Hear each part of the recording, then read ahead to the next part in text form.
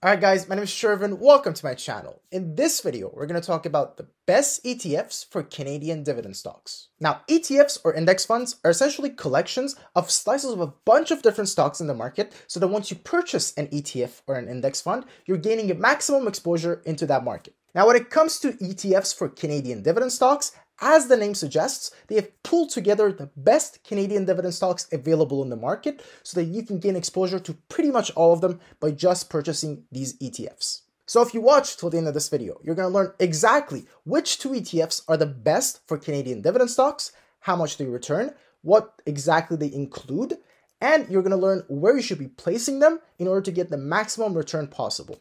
And as always, if you enjoyed this video, make sure to smash that subscribe button down below and join the family. I make YouTube videos on investments, banking, and personal finance all the time. And if you enjoy videos like that, make sure to subscribe to get all my videos right as they come out. Also, every subscriber makes a big difference for me, and I really appreciate your support. Alright, with that said, let's get into the first Canadian dividend stock ETF that we need to talk about, and the first one is VDY. Now, VDY is put together by one of the most reliable financial institutions when it comes to index funds, and that is Vanguard. Also, this index fund includes 39 different holdings, and most of those are either financial institutions or energy corporations. Now, the top holdings of this index fund includes the likes of RBC, TD, Enbridge, Scotiabank, BMO, CIBC, and a bunch of others. But let's also talk about the numbers. Now, this ETF includes a yearly dividend rate of 3.59%, but it also has a 0.2% management fee, which means that essentially you're only getting 3.39% a year back. Now, given the fact that this ETF also has a decent amount of growth over time, you can actually end up with a very nice compounding effect if you reinvest all your dividends. And you can also do that automatically using DRIP. Now, DRIP, or Dividend Reinvestment Plan, is essentially a plan where you're able to receive the stocks of the same company as your dividends instead of receiving cash. Now, the benefits of setting up DRIP on your investments is that one, you get to automatically reinvest all those dividends, and two, you don't have to pay any fees when you receive those stocks. Whereas if you buy stocks yourself with the cash that you're receiving, you have to pay some sort of brokerage fees. Now, in order to find out how many stocks of a specific company you need in order to qualify for DRIP, you essentially need enough stocks so that when the payment comes for the dividends, at each of those pay dates, you're receiving enough cash that you will be able to buy the same stock once more. So for example, for VDY, which is paid out monthly, and it has a dividend net yield of 3.39%, you need at least 354 shares of this ETF in order to qualify for a DRIP. Now, the next ETF that we're going to talk about is XEI, which is also known as iShares S&P High Dividend Index Fund.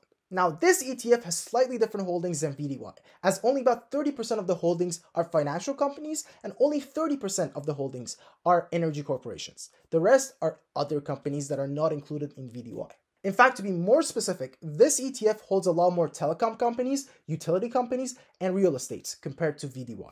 Now, the top holdings of this ETF include Enbridge, TC Energy, TD, Bell, RBC, and a bunch more. Now, another great thing about this ETF is that it also has slightly higher dividends compared to VDY, where this one gives you a yearly dividend rate of 3.78%, but similar to VDY, it is also paid out monthly.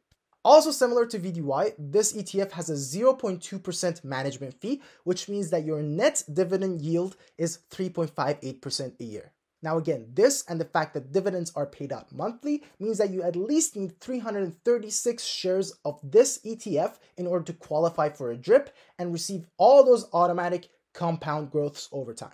Now, if you're wondering which one of these you should be investing into, the best solution is to invest into both of them, as they each have slightly different holdings than the other one, and they help you expose yourself to a wide variety of companies across the Canadian market and essentially diversify your portfolio. Now, there's one last thing that we need to talk about, and that is where to place these investments in order to get the maximum amount of return possible. And seeing as to how these are index funds for Canadian dividend stocks, the best place for you to make these investments is inside your TFSA account. Now, the reason for this is that with these ETFs, you're receiving dividends on a consistent basis. And every time you receive a dividend, you're obligated to pay income taxes on them. Now, the only way you can avoid paying taxes on your dividends is by putting all of these investments into a tax-sheltered government-registered account. Now, the two main tax-sheltered accounts in Canada are the TFSA and the RRSP.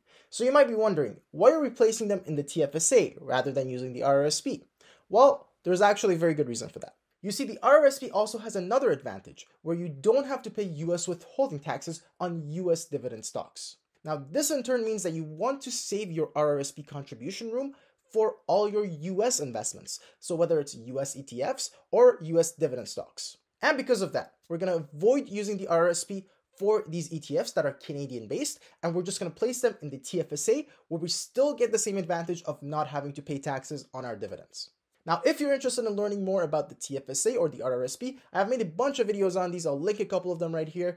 Feel free to go and check them out. I go over a lot of details as to how these accounts work, how you can contribute to them, how you can withdraw from them, how you want to go about investing in these accounts. I go into a lot of details on those, so feel free to check those out if you want to learn more about how these accounts work. Now that's about it for this video. Hopefully you guys enjoyed that. As always, if you have any questions about any of the stuff that we talked about, make sure to let me know in the comment sections down below. I always answer every single question that comes in. And with that said, thank you guys so much for watching. And as always, I'll see you in the next one.